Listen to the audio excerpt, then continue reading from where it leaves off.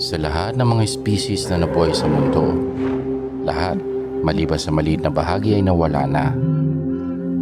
Sa isang punto sa hinaharap, ang parehong kapalaran ay mangyayari sa sangkatauhan. Maaring sa loob ng ilang siglo, maaring sa loob ng mahabang panahon, pero ang extinction ay hindi maiiwasan. Ang hinaharap ay puno ng kawalan ng katiyakan at tila palagi nalalapit na ang katapusan ng mundo.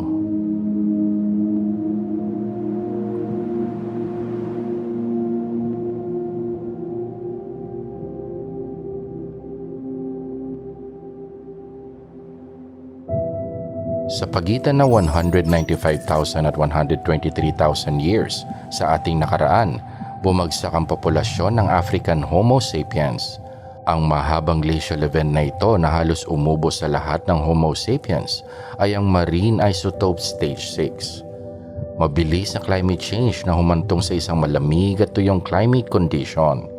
Ginawang uninhabitable ang African homeland ng ating mga ninuno. Di nagtagal, pagkatapos lumitaw ng mga Homo sapiens, halos ubusin ng matinding klima na ito ang ating mga species. Nag-migrate sila sa southern coast ng Africa kung saan may edible plants at sagana sa seashells. At ang lahat ng taong nabubuhay sa ngayon ay nanggaling sa maliit na populasyong nakasurvive sa sakunang ito.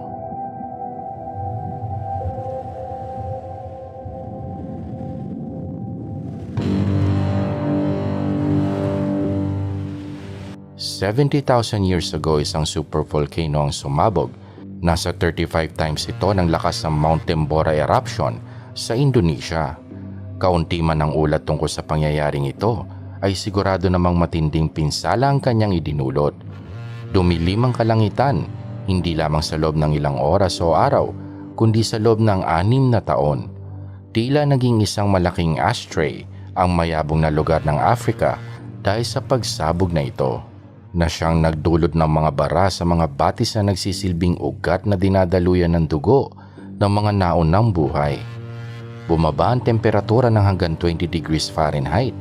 Ang pausbong na mga tao ay bigla nagkaroon ng population recession. Sa ilang estimation, pinababa ng toba ang populasyon ng tao sa bilang na 2,000.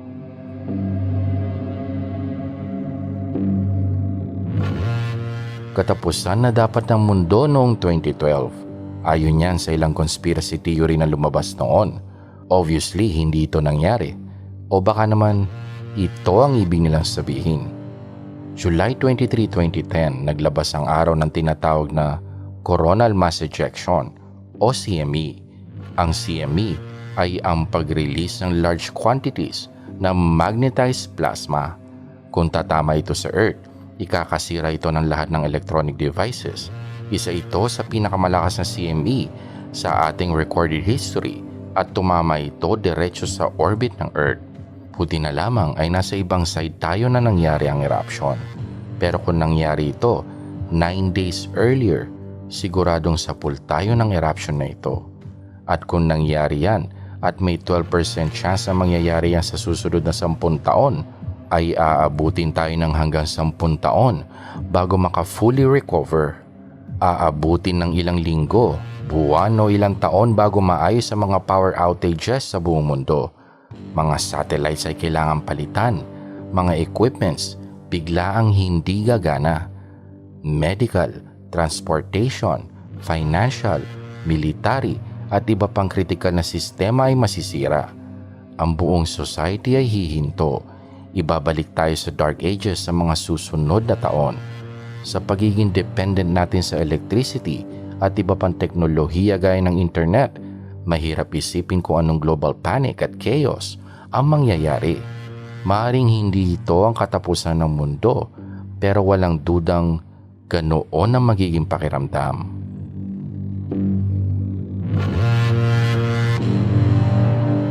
Maraming advancements sa technology ng genetically modified foods at organism noong early 1990s. Isa sa mga organism na tinetest ng isang European genetic engineering company ay ang Klebsiella planticola. isang bakterya sa lupa na ang layunin ay mag-decompose ng plant litter. Tested ang planticola sa isang laboratory incubator at nakitang ligtas ito para sa mga wheat. Pinlano ng kumpanya na i-mass produce at i-distribute ang nasabing miraculous microscopic organism. Pero may isang problema. Hindi ito safe sa wheat. Bagkus ay deadly ito. At hindi lang yon.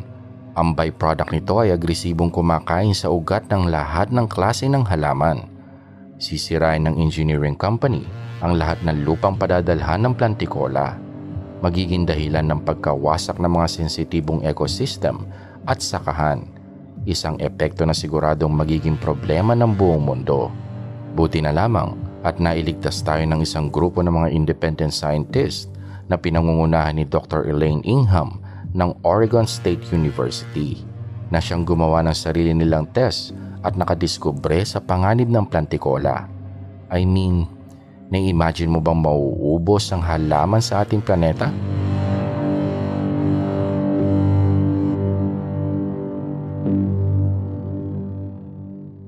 Bagamat patuloy tinatamaan ng Earth ng mga cosmic debris, karamihan sa mga ito ay hindi naman makapaminsala. Sa katunayan, sinasabi ng mga sayantipiko na hindi bababa sa 1 kilometro ang lapad ng isang space debris ang kailangan tumama sa Earth bago ito magkaroon ng malubhang epekto sa buong mundo. Maganda yan para sa atin. Hindi maaari makaligtaan ng mga astronomers ang ganyang kalaking bato at magkakaroon tayo ng maraming oras para may padala si Bruce Willis sa kalawakan. Tama ba? Tama? Hindi. 1996, isang amateur astronomer ang nakadetect ng isang malaking comet na dumadaan sa ating solar system. Sa laking 4.8 kilometers, may kakayahan itong ubusin ang buhay sa mundo. At ang Yakatuki comet na ito ay natuklasan 2 buwan lamang bago potensyal na tumama sa Earth. Isa sa pinakamalapit na kometa ang dadaan sa loob ng 2 century at inaasahang sana ay dadaan lamang sa loob ng 60 days. Hindi inubos ng kometa ang buhay sa Earth. Dumaan ito sa layong 0.1 astronomical unit mula sa Earth. 15 million kilometers yan. Pero kung sakaling tatama ito, sapat kaya ang 2 buwang preparasyon? We truly end the world. We could lie only on the quiet side. 1945, desperado ang lahat na tapusin na ang World War II. Nagresulta sa Manhattan Project kung saan nabuo ang atomic bomb. May ilang problema sa proyektong ito na ang bomba nila ay maging dahilan ng katapusan ng mundo. 60,000 years ago sa African plains na ito, nagsimulang maglakbay pahilaga ang ating mga ancestors. Isang paglalakbay na siyang naging dahilan sa pag-usbong ng isang modernong sibilisasyon. Isang malaking milagro na tayo'y umabot sa kinalalagyan natin ngayon, lalo na at naabot natin ito sa maikling panahon. Hindi mahirap intindihin kung bakit ang hirap humanap ng buhay sa ibang lugar sa universe. Dahil kung titingnan natin ang ating sarili, swerte tayo at tayo'y nabuhay. Napakaraming bagay ang pwede mangyari. Pwede tayo magkamali sa maraming bagay na maaaring magresulta sa katapusan nating lahat at ng buong mundo. At sa maraming pagkakataon, ang katapusan ng mundo, muntik na nating naabot.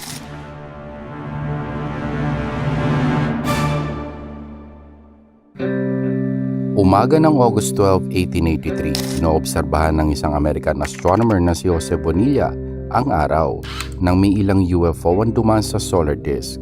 Ang object ay napapalibutan ng tila puro ng ulap at nag-iiwan ng bakas ng manipis na ulap. Nagpatuloy ang phenomenon ng 2 magkasunod na araw.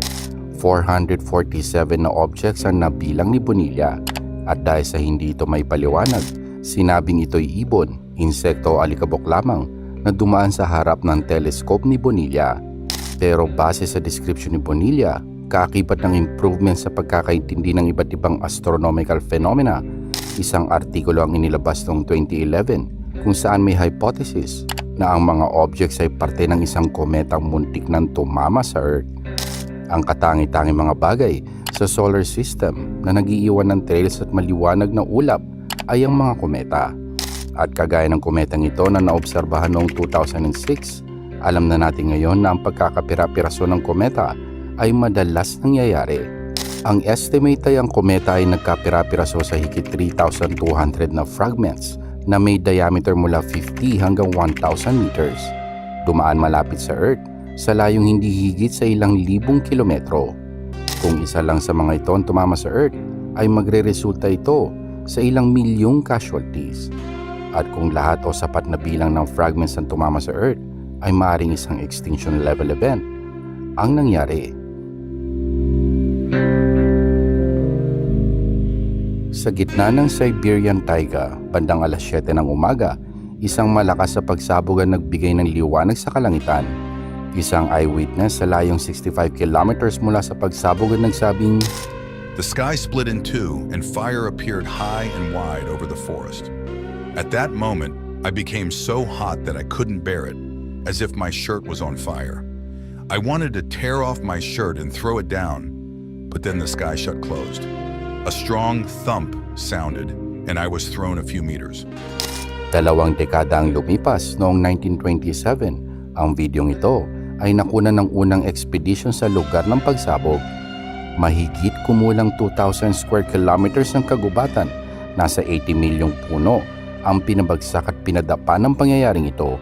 At ang itinuturong dahilan ng karamihan sa pangyayaring ito ay isang kometa o asteroid na hindi hihigit sa 200 meters ang lapad ang sumabog ng ilang kilometro sa ibabaw ng kagubatan at nagdulot ng isang fireball, kagaya ng sa simulation na ito. Kung ililipat natin yan sa Metro Manila, mas maintindihan mo ang lakas ng pagsabog na ito.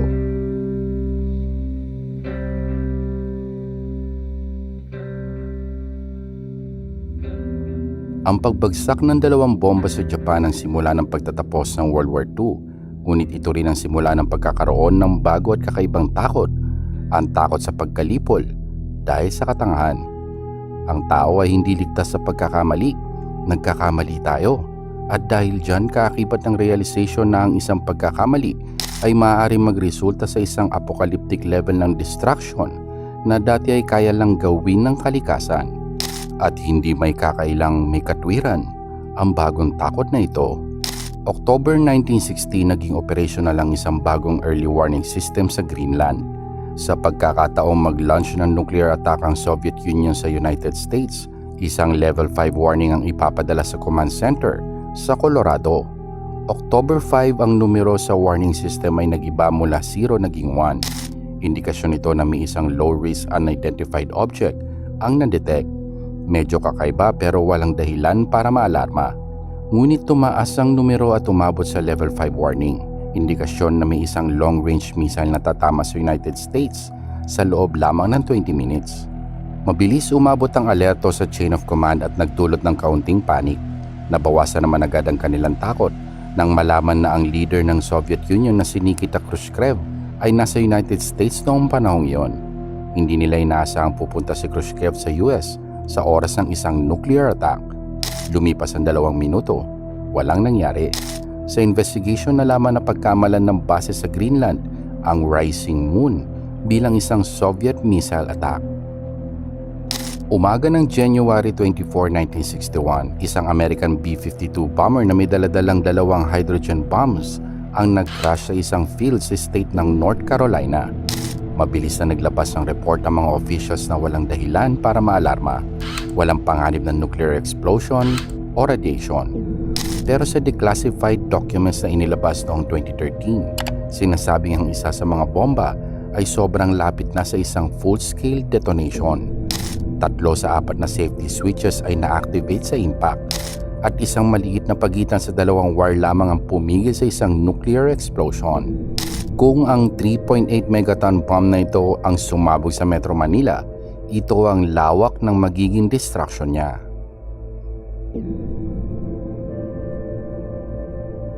Noong early 1960s, ang tensyon sa pagitan ng US at Soviet Union ay malapit na sa breaking point na humantong sa isang sitwasyon kilala natin bilang Cuban Missile Crisis. Muntik na tayong nauwi sa omnicide dahil dito. Ang US ay nag-install ng nuclear missiles malapit sa Soviet Union, specifically sa Turkey. At bilang ganti ang Soviet Union, nag-install ng nuclear missiles malapit sa US, specifically sa Cuba. Ang hindi pagkakaintindihang ito muntik nang nauwi sa isang malaking sakuna, ngunit isang pangyayari ang nag-stand out. Pagkatapos magpatupad ng blockade ng US para mapigilan ng Soviet Union na makapag-export ng mas marami pang missiles sa Cuba, isang Russian submarine ang nadetect malapit sa shores ng Cuba. Para mapuwersa ang submarine na lumutang at makausap ng US Navy, nagpakawala ang US naval destroyers ng low-intensity explosives bilang signal sa submarine na kailangan nitong lumutang. Pero na-misinterpret ito bilang isang pag-atake ng kapitan ng submarine. Inutusan niya ang kanyang mga tauhan na gumanti at atakihin ng isa sa US destroyers ng isang nuclear-armed torpedo. Buti na lang ang isa sa dalawang senior officers sa submarine ay hindi sumang-ayon sa utos ng kapitan. Kalaunan ay nakumpinsi niya ang kapitan na lumutang na lang sila at maghintay ng orders mula sa Moscow. At yun nga ang ginawa ng kapitan, kaya't ang apocalypse na schedule sa ibang araw. Noong May 23, 1967, lahat ng early warning system sa buong Amerika ay tila hindi gumagana. Lahat ng military communications at radar technology ay hindi rin gumagana. Dahil dito'y inisip nilang intentional na jamming ito ng mga Soviets. Agad-agad naman nagprepara ang mga bomber planes para sa isang atake, pero dahil sa swerte, ilang taon bago nito, isang branch ng US military ang nagsimula mag-observe sa solar activity at ang epekto nito sa Earth. At sa araw na iyon, noong 1967, naglabas ang sun ng isang malakas na solar storm na siyang tumama sa ating planeta na naging dahilan ng hindi paggana ng military defenses at iba pang equipments. Kung ang isang pag-aaral sa sun na walang kinalaman sa militar ay hindi nangyari o na-delay ng ilang taon, maaaring walang makapagpaliwanag sa pangyayaring ito at baka hindi napigilan ang World War III. Noong mid-1980s, ang mga squadron ng US aircrafts ay madalas lumilipad patungong Soviet airspace na siya namang makakapag-trigger sa kanilang early warning system. Pagkatapos ay iiwas bigla at iikot pabalik ang mga US aircrafts. Isang psychological warfare na siyang magbibigay ng saisipin sa mga Soviets na maaari silang atakihin anumang oras. September 26, 1983, ang command center sa labas lang ng Moscow ginising ng tunog ng alarm. Isang intercontinental missile ang nilaunch ng US at patungo itong Soviet Union. Sa isang event ng nuclear attack ng mga Americans, standard procedure ang agad-agad na pag-launch ng isang counter-attack. Ang ataking ito ay nasa kamay ng isang taong in charge, si Stanislav Petrov. Kailangan niyang kontakin ng kanyang mga superiors so di pa alam na may padating na isang nuclear attack. Pero naisip ni Petrov na hindi sundin ang kanyang training at walang gawin tungkol dito. Sinabi niyang kung aatake ang US ay aatake ito gamit ang daan-daang missiles at hindi iilan lamang. Sa madaling salita, iniisip niyang false alarm lamang ito. Pero dahil sa wala siyang paraan para kumpirmahin ito, wala siyang magawa kundi maghintay at umasang walang maririnig na anumang pagsabog. Sa kabutihang palad, tama ang hinala ni Petrov. Siya ang dahilan kung bakit buhay ka pa ngayon. Sa investigation na lamang ang sunlight na nagre-reflect sa isang high altitude na ulap ang dahilan ng anomalya. March 31, 1989, dalawang American astronomer ang nakadiskubre na isang linggo na ang nakakaraan. March 22, isang 300 meters wide na asteroid ang dumaan malapit sa Earth. Hindi ito ganoon kalapit para makapagbigay ng posibilidad ng isang impact. Mas malayo pa nga ito kaysa sa buwan. Importante itong banggitin dahil dumaan ito sa eksaktong posisyon ng Earth, 6 na oras bago dumaan ang Earth dito. Buburahin ng ganito kalaking asteroid ang halos lahat sa loob ng 60 to 75 kilometers radius. Kung mangyayari ito sa Metro Manila, ito ang laki ng pinsala.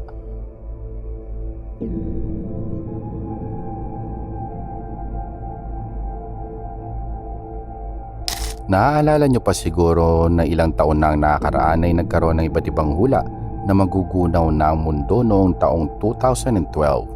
At kahit na patuloy pa ring umiikot ang mundo, ay totoong nakaligtas tayo sa isang catastrophic event noong July 2012. July 23 na naglabas ang SAN ng isang bagay na kung tawagin ay coronal mass ejection o CME. Ang CME ay pag-release ng malaking bilang ng magnetized plasma at kung tatama ito sa Earth ay magdudulot ito ng matinding pagkasira sa lahat ng electronic devices. Ito rin ang isa sa pinakamalakas na CME na naitala sa history at tumama ito sa orbit ng Earth. Buti na lang ay nasa kabilang side tayo sa lungat kung saan nagkaroon ng eruption. Pero dahil sa umiikot ang sun, kung nangyari ito 9 days in advance, ay tinamaan na tayo ng solar storm na ito. Kung yan ay nangyari at may 12% chance na mangyayari yan sa susunod na 10 taon, ay tatagal ng hanggang 1 dekada bago tayo maka-fully recover. Mahirap isipin kung paano magsasanga-sanga mga problemang dulot ng ganito kalaking CME. Ang pagkawala ng kuryente sa buong mundo ay maaaring abutin ng ilang araw, linggo, buwan o taon bago ito maayos. Ang mga masisirang satellites ay kailangan palitan. Lahat ng electronic equipments maaaring hindi na gumana. Medical facilities, transportation, financial, military at iba pang importanteng sistema ay maaaring masira. Ang lipunan ay hihinto. Literal na maaaring mapunta ang lahat sa kadiliman. At sa pagiging dependent natin sa kuryente at iba pang teknolohiya kagaya ng internet na maaaring mawala, mahirap mag-isip ng ibang pwedeng mangyari bukod sa global panic. Maaaring hindi ito ang katapusan ng mundo, pero walang dudang ganoon ang magiging pakiramdam. Pinapakita ng mga US declassified documents na sa lagpas 1,000 pagkakataon muntik na magkaroon ng nuclear disasters mula pa noong 1950s. Lagpas 1,000 pagkakataon kung saan bahagyang naiwasan lamang ang isang malaking sakuna. At hindi natin alam kung ilang beses nalapit sa disgrasya ang mga nuclear weapons ng Russia o ng iba pang bansa na may nuclear weapon. Idagdag mo pa dyan ang destructive power ng mga natural events.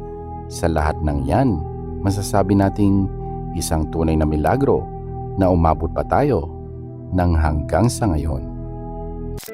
Noong 1947, isang international group ng mga researchers na dati nagtatrabaho sa Manhattan Project ang nag-publish ng isang magazine, ang The Bullet of Atomic Scientists. Isang research and development project noong World War II ang Manhattan Project na siyang bumuo ng unang nuclear weapons, ang kasumpa-sumpang Fat Man at Little Boy na siyang pinasabog sa Hiroshima at Nagasaki. Sa unang cover ng unang edisyon ng bulletin, makikita ang isang orasan sa background kung saan ang minute hand nakaturo 7 minuto bago maghating gabi. Bagamat ordinaryong orasan lamang ito sa ating paningin, maaaring ito ang pinakakritikal na orasan sa ating existence. Iyan ang Doomsday Clock. Kumakatawan ito sa kung gaano na tayo kalapit sa kabuuang pagkalipol na ang dahilan ay tayo rin. Mula nang na-publish ito noong 1947, ang bulletin ina-update ang minute hand ng orasan kada taon. Minsan umuusad, minsan bumabalik, depende sa iba't ibang mga factors na na-experience natin sa ating planeta, kagaya ng nuclear tension, global warming at man-made pollution. 7 minutes to midnight ito noong 1947, 12 minutes noong 1963, 1991, 17 minutes. Pero ngayong 2023, wala tayo sa 20 minutes, hindi rin 10, 5 at hindi rin 2 minutes. Nasa 90 seconds tayo bago maghating gabi. 90 seconds mula sa pagkalipol natin sa ating mga sarili.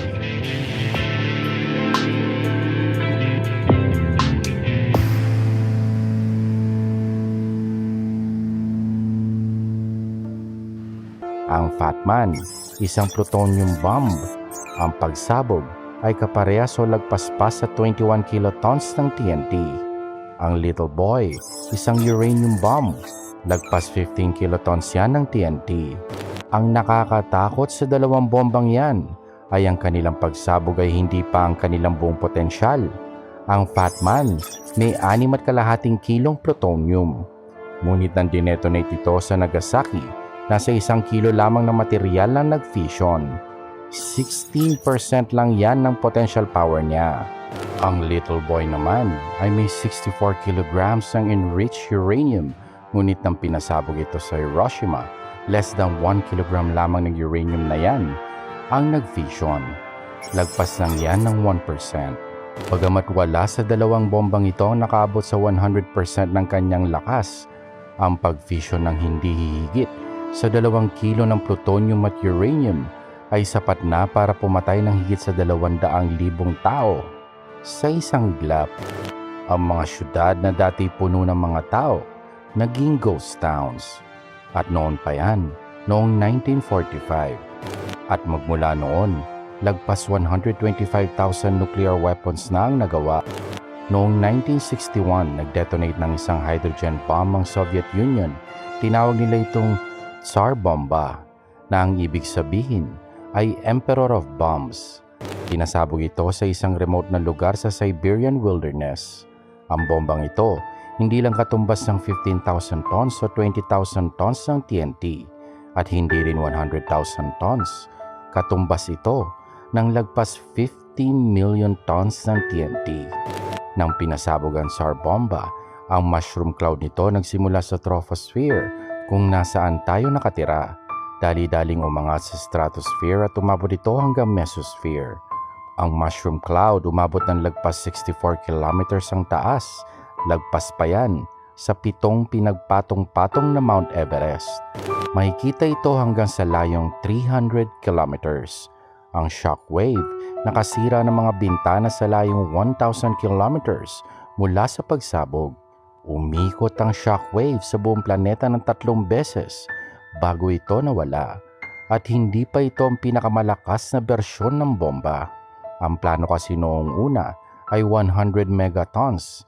Buti na lamang at hindi nila ito itinuloy dahil ang buong 100 megaton ng pagsabog maaaring magdulot ng nuclear winter sa buong mundo. Kahit na hindi ito ginawa, ang katotohanan na pinlano nila ito at muntik na matuloy ay talaga namang nakakatakot. Kung ilalagay mo ang laki ng pagsabog ng 100 megatons sa mga syudad, makikita mo ang laki ng destruction. Kung 10 sa mga bombang ito ay pinasabog sa mga pinakamataong syudad sa buong mundo, ang bilang ng mga mamamatay ay higit pa sa nakakatakot.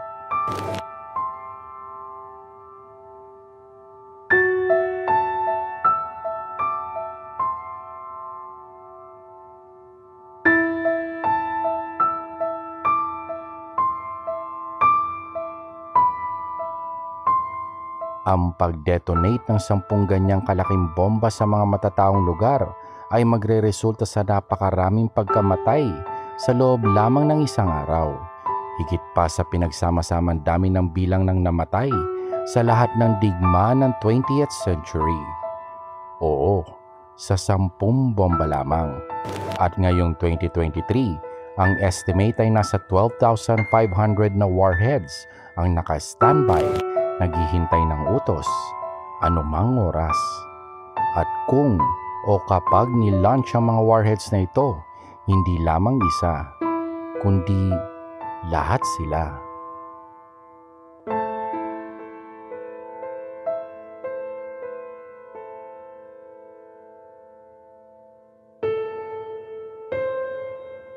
Kung may 2 bansa na may access sa nuclear ang magkakaroon ng gulo, sa puntong kailangan gumamit ng nuclear weapon, walang dahilan para magpigil ang magkabilang panig. Dahil kung ang isa sa kanila ay nagpasabog ng isang nuclear, bakit isa lang ang igaganti ng kabila? Walang patas sa digmaan. Ang nakakatakot pa dito, hindi kailangan ng isang world war para maapektuhan ang buong planeta. Ilang pag-aaral ang ginawa sa ideya ng isang regional nuclear war sa pagitan ng Pakistan at India. 2 bansang may nuclear weapons at hindi sila magkasundo. Kung pagsasamahin na sa 200 nuclear weapons ang pagmamayari ng India at Pakistan. Kung gagamitin lahat yan at tumama sa kanilang mga target, lagpas 100 milyon ang mamamatay. At sa 2 bansang iyon lamang yan. Ang fallout ng weapons o ang radiation mula sa pagsabog ng mga armas na ito ay kakalat sa hangin at sapat na ito para ubusin ang populasyon ng 2 bansa. Iyan ay kung may natira pang buhay mula sa mga unang pagsabog. Umpisa pa lamang yan ng problema. Ang usok at alikabok ng pagsabog kakalat hindi lamang sa dalawang bansa. Ang nuclear fallout aabot sa atmosphere, babalutin ang planeta ng usok at alikabok. Matatakpan nito ang karamihan ng sinag ng araw, babagsak ang itim na ulan mula sa polluted na kalangitan na siyang punong-puno ng radiation at alikabok. Dahil sa walang malinis na ulan at sinag ng araw, walang photosynthesis, mamamatay ang mga halaman. Kapag wala ng pananim o hayop na makakain, nasa 1 bilyong tao ang mamamatay sa pagkagutom. Yan ang magiging resulta kapag 2% lamang ng nuclear arsenal ng planeta ang ginamit. At hindi pa natin binanggit ang kaguluhang magaganap, ang mga pag-aaway para mag-survive na dulot ng kakulangan ng resources. Noong 2008 sa Oxford University, ang The Future of Humanity Institute nag-publish ang isang paper tungkol sa posibilidad ng isang human extinction level event bago dumating ang 2100. Ang posibilidad na nasa 1 bilyong tao ang mamamatay ng dahil sa nuclear weapon ay nasa 10% at ang posibilidad ng complete human extinction ay nasa 1%. Parang hindi yan nakakabahala, pero 1 in 100 chance yan para maintindihan kung gaano yan kaposible. Ang posibilidad na mamatay ka dahil sa isang car accident ay 1 in 107, kaya't mas posible pa ang human extinction ng dahil sa nuclear weapons kesa sa mamatay ka sa isang car accident. Sa ngayon, ang doomsday clock ay nasa 90 seconds before midnight. Pinakamalapit na yan sa katapusan mula nang nabuo ang konsepto ng orasan na yan. At dahil yan sa panganib na dala ng digmaan sa Ukraine. Sa ngayon, tila localized lamang ang digmaan, pero paano kung pindutin ni Putin ang pulang boton?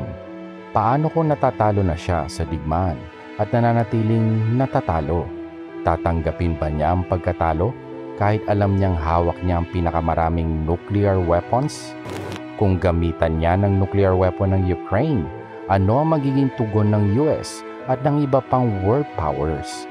Kung sila ay gumanti at nauwi sa isang full nuclear war, ang US at Russia, gagamitin nila ang lahat laban sa isa't isa. Tiyak na katapusan ng human civilization yan. Ang mga nuclear weapons pasasabugin sa mga pangunahing syudad sa dalawang bansa, agrikultura, ospital, eskwelahan at iba pang pangunahing pasilidad ay sisirain upang matiyak na mas maraming paghihirap ang mararanasan ng magkabilang panig. Ang magkabilang panig, alam na kapag dinampot mo na ang armas, wala nang balikan. Kapag nakumpirma na ang isang nuclear warhead ay nai-launch na sa kalangitan, ang isang nuclear holocaust na isang imahinasyon lamang, magiging realidad. Sa librong Reasons and Persons ni Derek Parfit, nagbigay ng isang tanong. Ikumpara ang 3 outcomes: kapayapaan, 99% ng populasyon namatay sa nuclear war, at 100% namatay sa nuclear war. Kita namang hindi maganda ang pangalawang outcome kumpara sa una, at ang pangatlo, mas malala kaysa sa pangalawa. Pero gaano nga ba kalala ang pangatlong outcome? Kung mauwi tayo sa isang full-scale nuclear war, mahalaga pa bang lumaban para mag-survive? Dahil sa huli, kung ikay mag-survive, walang ibang maghihintay para sa'yo. Ang idudulot nitong global nuclear winter, gagawing uninhabitable ang halos lahat ng syudad sa loob ng ilang taon. Habang buhay kang magtatago, hindi mo na makikita ang pagsikat ng araw, maaamoy ang mga bulaklak, maranasan ang ganda ng kalikasan. Noong 1983, may isang pelikula, ang War Games. Ang setting ay ang Amerika sa gitna ng Cold War. Tinatalakay dito ang iba't ibang posibleng resulta ng iba't ibang magnitude ng isang nuclear war. Sa pelikula may isang quote, "The only winning move is not to play." tila tugmayan sa sitwasyon ng ating planeta. Ang tanging paraan para tayo mag-survive at manatiling buhay ay huwag pumasok sa laro ng digmaan. Dahil sa sandaling sumali ka, ang orasan magpapatak ng hating gabi. Huwag kalimutang mag-like at mag-subscribe sa Random Pinas.